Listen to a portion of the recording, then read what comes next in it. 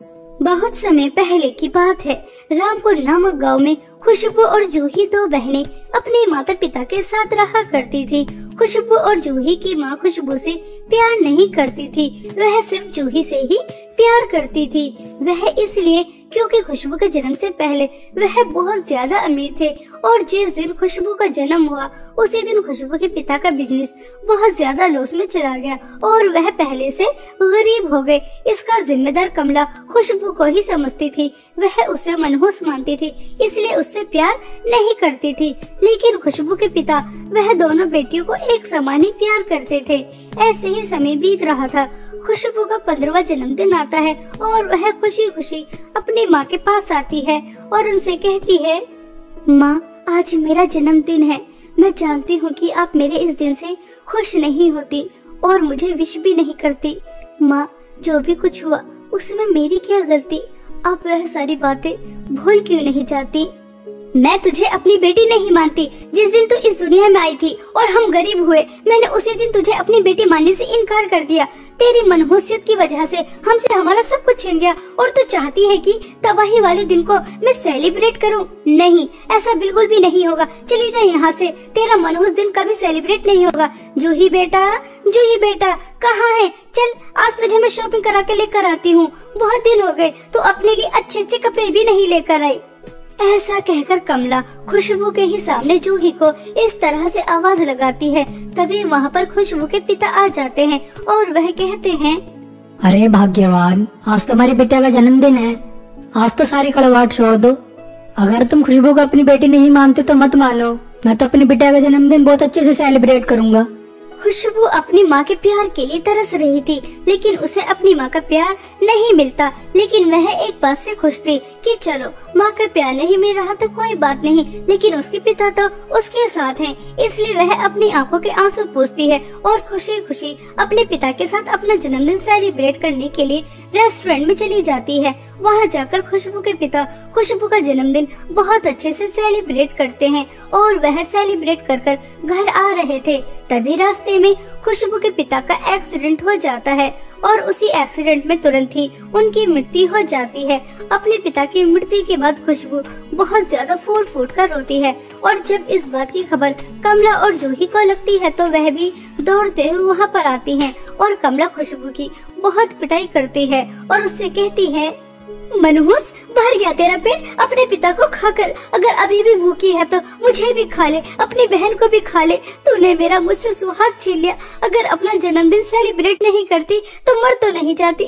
मैंने पहले ही मना किया था कि तेरे कदम मनहूस है। पहले हमसे हमारा कारोबार छीन लिया और अब उसके बाद मेरी बेटी से उसके पिता और मुझसे मेरा पति। तो बेटी नहीं, डायन है, डायन। मेरी नजरों से दूर हो जा। मैं तेरी शक्ल भी देखना नहीं चाहती। चली जा यहाँ से। माँ, मैं आपके दुख को समझ सकती हूँ। वह सिर्फ जूही दीदी के पिता नहीं थे, मेरे भी पिता थे।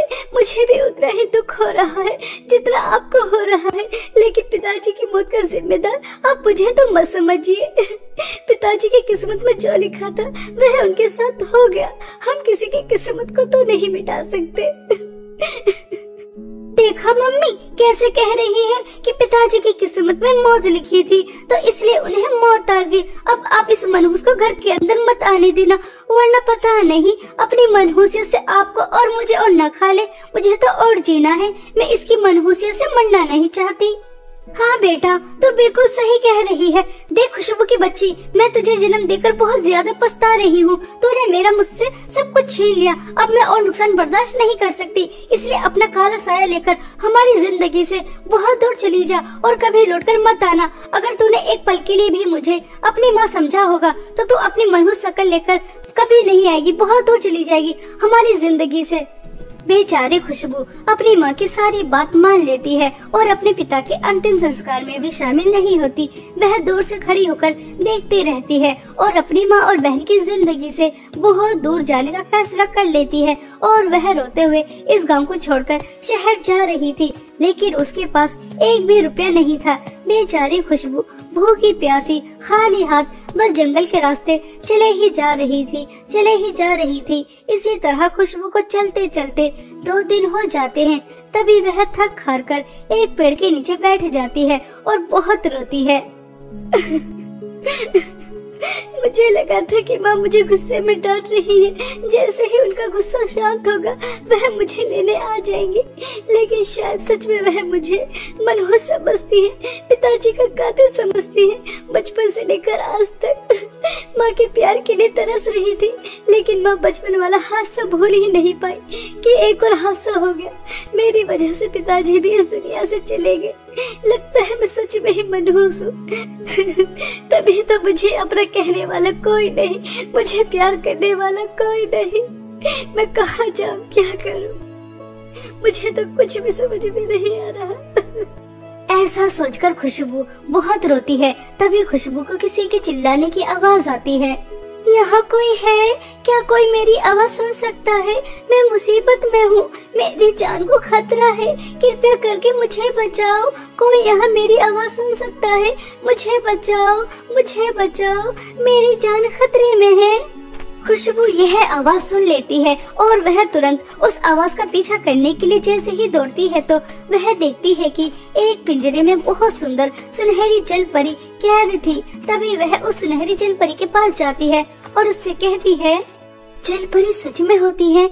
आज तक तो मैं सिर्फ किस्से कहानियों में ही सुनती आ रही हूँ कि जल परी भी होती है। हाँ, मैं सच में जल परी हूँ, लेकिन मेरे पास ज्यादा समय नहीं है, मैं मर जाऊंगी। कृपया करके जल्दी से यह जाल खोल दो ताकि मैं अपने जादुई सोने की नदी में जाकर सांस ले सकूं। आप चिंता ना करो, मैं अभी आपका यह जाल खोल देती हूँ। मैंने पढ़ा था कि जल परियां पानी के बाहर ज्यादा समय तक जिंदा नहीं रह सकती। आपकी जान को खतरा है, मैं अभी आपका ये जाल खोल देती हूँ। ऐसा कहकर खुशबू जैसे ही जाल खोलने के लिए हाथ आगे बढ़ाती है तो उसे बहुत तेज का करंट लगता है। तभी जल परी खुशबू से कहती है, लगता है उस दुष्ट जादूगरनी ने इस जाल पर हमारे जल परियों का मंत्र फूंक रखा है। तुम मेरे इस जाल को नहीं खोल सकती। यह जाल सिर्फ एक ही तरीके से खुल सकता है। यहाँ से कुछ दूर चलने के बाद तुम्हें जादुई 3 सोने की नदी नजर आएंगी और अगर तुम मेरी सौतेली माँ और सौतेली बहन के जादुई सोने की नदी से एक एक मटका जादुई सोने की नदी का पानी लेकर आ जाओगी और 3 बार यह मंत्र बोलोगी, ए जादुई सोने की नदी के पानी, यह सुंदर सुनहरी जल परी मुसीबत में है, इसे बाहर निकालो और तभी मैं इस कैद से आजाद हो जाऊंगी। खुशबू उस जल परी की मदद करने के लिए तुरंत तैयार हो जाती है और वह उस सुनहरी जल परी के बताई हुई जगह पर जाती है तो उसके सामने जादुई 3 सोने की नदी बह रही थी। तभी वह सुनहरी जल परी की सौतेली माँ से कहती है, आपकी सौतेली बेटी मुसीबत में है, आप अपनी जादुई सोने की नदी से एक मटका पानी दे दीजिए। मैं उस करमजली की मदद नहीं करूंगी, जा यहाँ से। मैं तुझे अपने जादुई सोने की नदी से एक बूंद भी पानी नहीं दूंगी। मरती है तो मेरी बला से मर जाए। मैंने पहले ही मना किया था कि उस जादूगरनी के काम में टांग न अड़ाए, लेकिन उसे तो दूसरों की मदद करने का शौक ही बहुत है ना, तो करे दूसरों की मदद, मर जाए। सुनहरी जल परी की सौतेली माँ अपने जादुई सोने की नदी से पानी देने से मना कर देती है। खुशबू जल परी की सौतेली बहन के पास जाती है तो उससे भी यही कहती है, तो वह भी खुशबू को अपने जादुई सोने की नदी से पानी देने से मना कर देती है और वह सोचती है, सुनहरी जल परी के पास ज्यादा समय नहीं है, उनका दम घुट रहा है और उनकी सौतेली माँ और सौतेली बहन ने अपने जादुई सोने की नदी से पानी देने से मना कर दिया। मैं उनकी जान बचाने के लिए क्या कर सकती हूँ? मुझे तो कुछ भी समझ में नहीं आ रहा। ऐसा सोचकर खुशबू सुनहरी जल परी के लिए बहुत ज्यादा परेशान हो जाती है। तभी वह देखती है कि दोनों माँ बेटी तैयार होकर किसी पार्टी में जा रही हैं। तभी खुशबू इस मौके का फायदा उठाती है और उन दोनों के दूसरे नदी में जाते ही वह छुपकर एक एक मटका दोनों जादुई सोने की नदी से भरती है और भागते हुए सुनहरी जल परी के पास ले जाती है और वहाँ जाकर उस जाल के ऊपर वह पानी फेंक कर कहती है, जादुई सोने की नदी के पानी, यह सुंदर सुनहरी जल परी मुसीबत में है, जल्दी से इसकी जान बचा और इसे इस जाल से बाहर निकाल। खुशबू के 3 बार ऐसा कहने से वह जाल टूट जाता है और सुनहरी जल परी बाहर आ जाती है। तभी समय रहते खुशबू सुनहरी जल परी को उसकी जादुई सोने की नदी में छोड़ देती है। तभी वह खुशबू से कहती है, खुशबू, तुम बहुत अच्छी हो। कोई अपनों के लिए भी इतना नहीं करता जितना तुमने मेरे लिए किया। तुमने मेरी जान बचाकर मुझ पर बहुत बड़ा एहसान किया है, इसलिए मैं तुम्हें अपने जादू सोने की नदी से बहुत सारी धन दौलत देती हूँ। इतनी धन दौलत कि कभी तुम्हें किसी चीज की कोई कमी नहीं होगी। जल परी जी, मुझे धन दौलत नहीं चाहिए। मेरी माँ मुझसे प्यार नहीं करती और मेरी बहन भी मुझे मनहूस समझती हैं, इसलिए उन्होंने मुझे घर से बाहर निकाल दिया। मुझे मेरे पिता का कातिल भी समझती हैं। मेरे पास रहने के लिए कोई जगह नहीं है और प्यार करने वाला भी कोई नहीं है। आप मुझे बहुत अच्छी लगी। अगर आपकी अनुमति हो तो क्या मैं आपके साथ रह सकती हूँ? सुनहरी जल परी खुशबू को अपने जादू सोने की नदी में रहने की अनुमति दे देती है और अब खुशबू उसी के साथ रहने लगती है। ऐसे ही कुछ दिन बीत जाते हैं। खुशबू जादू सोने की नदी के अंदर रह रही थी, तभी वह सुनहरी जल परी के जादू गोले को देखती है तो उसके अंदर उसे अपना गांव नजर आता है। खुशबू खुशी खुशी अपना गांव देख रही थी और अपना घर देखकर वह खुश होती है। तभी वह देखती है कि उसकी माँ बिस्तर पर लेटी हुई है और वह बहुत ज्यादा बीमार है। उनके आसपास भी कोई नहीं है। यह देखकर खुशबू घबरा जाती है और वह जल परी से कहती है, जल परी, मैंने अभी अपनी माँ को आपके जादू गोले के अंदर देखा। वह बहुत ज्यादा बीमार है। मुझे मेरी माँ के पास जाना होगा। उनके आसपास भी कोई नहीं है। उन्हें मेरी जरूरत है। मैं आपके पास और नहीं रह सकती। खुशबू, तुम्हारी माँ ने कभी तुम्हें प्यार नहीं दिया, लेकिन फिर भी तुम अपनी माँ के बारे में इतना सोच रही हो। यह देखकर मुझे बहुत अच्छा लगा। तुम अपनी माँ के पास जा सकती हो और तुम्हारी माँ बीमार है, इसलिए तुम मेरे जादू सोने की नदी से पानी लेकर जाओ और उन्हें पिला देना। देखना, वह बिल्कुल ठीक हो जाएंगी। तुम्हारी माँ को कुछ नहीं होगा। खुशबू जल परी की जादू सोने की नदी से पानी लेकर जाती है और घर जाकर अपनी माँ से कहती है, माँ, आपको क्या हो गया और जूही कहाँ है? वह आपके पास क्यों नहीं? मुझे माफ कर दीजिए। आपको मेरी जरूरत थी और मैं आपके पास नहीं थी। खुशबू बेटा, हो सके तो मुझे माफ कर दे। मैंने हमेशा तुझसे बढ़कर जूही से प्यार किया। तुझे कभी कुछ नहीं समझा और जूही ने मेरे प्यार का मुझे यह सिला दिया।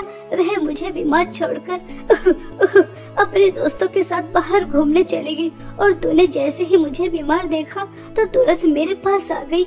मुझे माफ कर दे मेरी हर गलती के लिए। बेटा, तुम मनहूस नहीं है। कोई भी मनहूस नहीं होता। मुझे समझ आ गया, जिसकी किस्मत में जो लिखा होता है वह होकर ही रहता है। किसी के आने से जाने से कुछ नहीं होता। मुझे मेरे किए पर बहुत पछतावा है। तुझे बचपन से लेकर आज तक कभी प्यार नहीं मिला, लेकिन अब मैं तुझे अपने आप से कभी अलग नहीं होने दूंगी। बहुत प्यार दूंगी मेरी बच्ची। मुझे छोड़कर कहीं मत जाना। कमला को अपने किए पर बहुत पछतावा होता है और खुशबू अपनी माँ को जादू सोने की नदी का पानी पिला देती है, जिसकी वजह से वह बिल्कुल ठीक हो जाती है। अब खुशबू को उसकी माँ का प्यार मिल जाता है, जिसके लिए वह बचपन से तरस रही थी। इसी तरह खुशबू अपने अच्छे स्वभाव से सुनहरी जल परी की जान भी बचा लेती है और जादू सोने की नदी के पानी से अपनी माँ की बीमारी भी ठीक कर देती है और उसकी माँ का प्यार भी उसे मिल जाता है और वह हंसी खुशी अपना जीवन अपनी माँ के साथ बिताती है।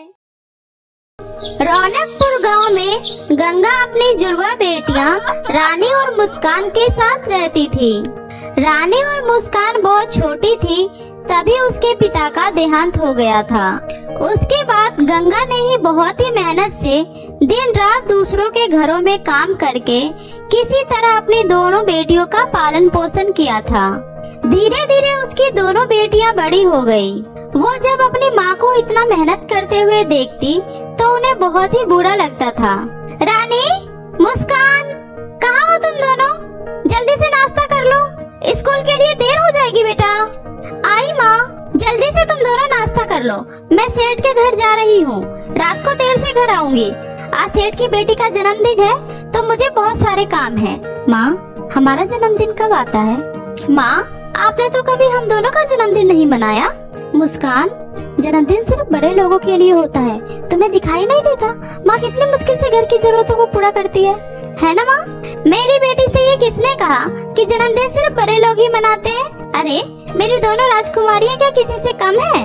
वो तो मुझे समय नहीं मिलता, इसलिए मैंने कभी तुम दोनों का जन्मदिन नहीं मनाया। इस बार देखना मैं कितने धूमधाम से तुम दोनों का जन्मदिन मनाऊंगी। क्या सच में माँ? और आप हमारे लिए वो बड़ा सा केक भी लेकर आओगे? हाँ बेटी, मैं केक भी लेकर आऊंगी। अच्छा, अब मुझे देर हो रही है, मैं निकल रही हूँ। स्कूल में अच्छे से पढ़ाई करना और शाम को दोनों बहन घर में ही रहना। ठीक है माँ। गंगा अपनी बेटियों से बहुत प्यार करती थी, इसलिए वो उनकी हर ख्वाहिश को पूरी करने की पूरी कोशिश किया करती थी। एक दिन सुबह सुबह गंगा अपनी बेटियों से कहती है, मेरी दोनों बेटियों को जन्मदिन की खूब सारी बधाइयाँ। भगवान तुम दोनों को लंबी उम्र दे। माँ, आज हम दोनों का जन्मदिन है। हाँ बेटी। माँ, आपको याद था आज हमारा जन्मदिन है? भला मैं कैसे भूल सकती हूँ? माँ कभी अपने बच्चों की खुशियाँ भूलती है क्या? अब चलो दोनों अच्छे से नहा धोकर तैयार हो जाओ, मैं शहर जा रही हूँ तुम दोनों के लिए केक लेने, फिर साथ मिलकर धूमधाम से जन्मदिन मनाएंगे। माँ की बात को सुनकर खुशी और मुस्कान बहुत ही ज्यादा खुश हुई। गंगा अपनी बेटी के लिए केक लेने शहर की ओर जाने लगती है। उसके गांव से शहर के बीच एक घना जंगल पड़ता था। गंगा शहर से केक लेकर जब वापस लौट रही थी, तभी उसे बहुत तेज प्यास लगती है और वो पानी पीने के लिए नदी के किनारे जाती है। गंगा वहीं पास ही केक रखकर नदी से पानी पी रही थी, तभी उसे एक जहरीला सांप काट लेता है और वो दर्द से छटपटाने लगती है। गंगा की आवाज सुनकर वहीं से गुजर रही मोना जादूगरनी को उस पर दया आ जाती है और वो उसके पास जाती है। अरे, आपको तो किसी जहरीले सांप ने काटा है, मैं अभी इस पर जड़ी बूटी लगा देती हूँ। उसका कोई फायदा नहीं है जादूगरनी जी, मेरा अंतिम समय आ गया है। मुझे तो बस अपनी दोनों बेटियों की चिंता हो रही है। जादूगरनी जी, आप मेरी एक मदद कर दीजिएगा। कहो, क्या मदद चाहिए? आप मुझसे वादा कीजिए कि आप मेरे मरने के बाद मेरी दोनों बेटियों का ख्याल रखेंगी। प्लीज वादा कीजिए।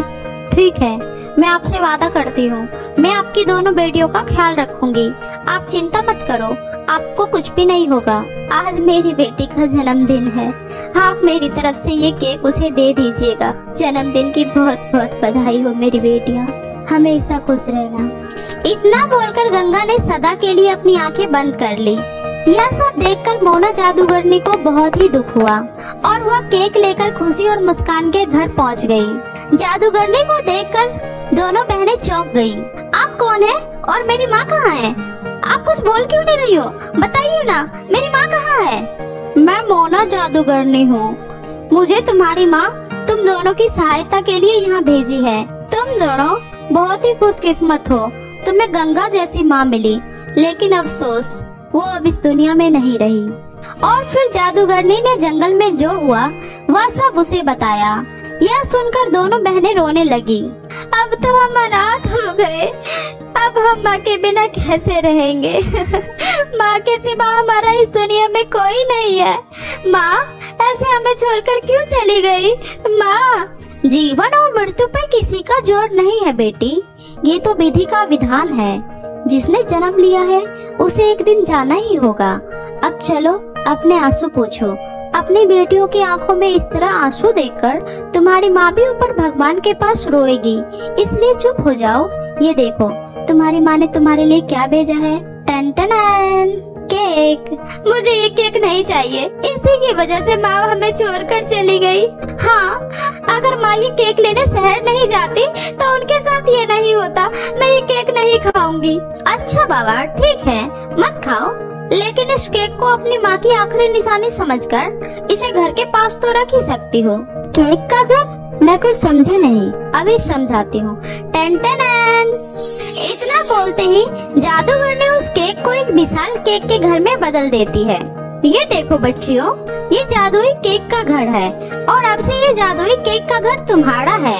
अब से तुम जो भी इस केक के घर से मांगोगी तुम्हें वो सब मिल जाएगा। अब से तुम्हें कभी किसी चीज की कोई कमी नहीं होगी। अब तुम दोनों बहन अपना ध्यान रखना। अब मैं चलती हूँ, और हाँ, जब कभी भी तुम्हें मेरी मदद की जरूरत हो मुझे याद कर लेना, मैं आ जाऊंगी। इतना बोलकर मोना जादूगरनी वहाँ से चली गई। उस दिन से खुशी और मुस्कान को जब भी किसी चीज की जरूरत होती जादुई केक घर से मांग लेती। अब उसकी जिंदगी में किसी भी चीज की कोई कमी नहीं रही।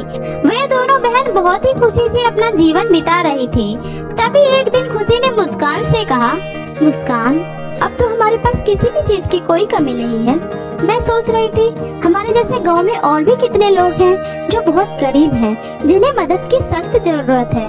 मैं सोच रही थी क्यों ना इस गांव वालों को भी इस जादुई केक के घर के बारे में बताया जाए, ताकि वो भी इस केक के घर से अपनी जरूरतों को पूरा कर सके। अरे वाह खुशी, इससे अच्छी बात भला और क्या हो सकती है। मैं अभी सबको जादुई केक घर के बारे में बता कर आती हूँ, ताकि उनकी परेशानी भी खत्म हो सके। ये सोचकर दोनों बहनों ने उस जादुई केक के घर के बारे में सभी गांव वालों को बता दिया। उस दिन से सभी गांव वाले जादुई केक घर के पास जाकर अपनी समस्या बताने लगे और जादुई केक घर भी उन गांव वालों की मदद करने लगा। धीरे धीरे सभी गांव वाले जादुई केक घर की तारीफ करने लगे। इस तरह से जादुई केक घर के अंदर बहुत ही ज्यादा घमंड आ गया। उस जादूगरनी ने मुझे यहाँ किस मुसीबत में फंसा दिया है। पहले तो उसने मुझे सिर्फ इन दोनों बहनों की मदद करने को कहा था, लेकिन अब इन दोनों बहनों की वजह से मुझे पूरे गांव की मदद करनी पड़ रही है। जब देखो कोई ना कोई आकर मुझे परेशान ही करता रहता है। मुझे कुछ ऐसा करना होगा जिससे गांव वाले मेरे पास आने की हिम्मत नहीं कर सके। उस दिन के बाद से जो भी गांव वाले जादुई केक घर के पास मदद मांगने जाते, तब जादुई केक का घर उस पर अत्याचार करने लगा। वो कभी किसी को पेड़ से उल्टा लटका देता, तो कभी किसी को हवा में उछालकर दूर फेंक देता। कुछ लोगों को तो वो बिजली के झटके भी देने लगा। कुछ दिनों तक तो ऐसे ही चलता रहा। उस घमंडी जादुई केक से सभी गांव वाले परेशान हो गए। फिर एक दिन सभी गांव वाले मिलकर उन दोनों बहनों के पास गए और उनसे बोले, बेटी, तुमने जो हमें जादुई केक के घर के बारे में बताया था, वो केक का घर तो हम पर बहुत अत्याचार कर रहा है। तुम दोनों बहन कृपया करके हमें उस जादुई घमंडी केक के घर से बचा लो बेटी। ये सुनकर दोनों बहनें बहुत ही ज्यादा चिंतित हो गई। फिर खुशी उन गांव वालों से बोली, जिस जादूगरनी ने मुझे यह केक दिया था, उन्होंने मुझसे कहा था जब भी जरूरत पड़े तो मुझे याद कर लेना। रुकिए, मैं उन्हें बुलाने की कोशिश करती हूँ।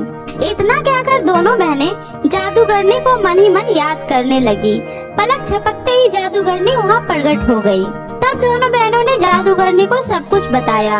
यह सब सुनकर जादूगरनी ने कहा, उस जादुई केक घर ने आप लोगों के साथ जो कुछ भी किया वह बहुत ही गलत है। मैं अभी उस जादुई केक घर का घमंड खत्म करती हूँ।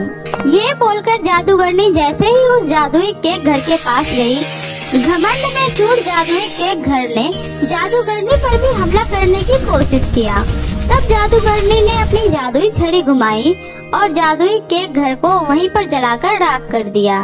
ये देखकर सभी गांव वाले बहुत ही खुश हो गए। फिर जादूगरनी उन गांव वालों से बोली, आप सभी गांव वालों ने इस पेड़ पर जो जादुई केक का घर था उस पर पूरी तरह निर्भर हो गए, इसलिए आप लोगों के साथ ऐसा हुआ। अब से आप सब खुद ही अपनी समस्याओं का हल करना। अगर आप सबको कभी ज्यादा परेशानी हो तो मुझे याद कर लेना। मैं खुद आप लोगों की मदद करने यहाँ आ जाया करूँगी। इतना बोलकर जादूगरनी वहाँ से चली गई और उस दिन के बाद से सभी गांव वाले खुद ही मेहनत करके खाने लगे। कभी उन्हें ज्यादा दिक्कत होती तो वो जादूगरनी को याद कर लिया करते। साथ ही खुशी और मुस्कान भी गांव वालों की हर संभव मदद कर खुशी खुशी अपना जीवन बिताने लगी।